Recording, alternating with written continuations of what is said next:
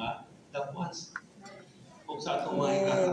Kay dili lang yung mga makita nato sila nga paingon sa impyerno.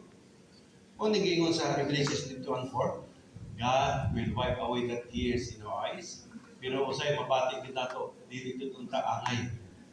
Pero kuwaon na din si Ginoo ang mga luha sa itong mga mata. Pero dili ko pa ito mag-igsunan niya akong bata, akong anak, o asawa, ng mga itong impyerno. Ato sila sa gawan.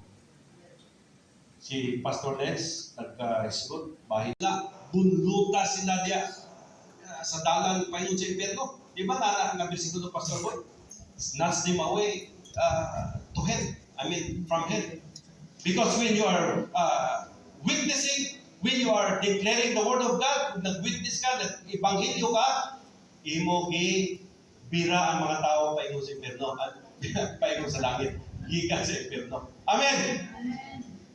The only way to snatch people from hell is to share to them the good news of the gospel.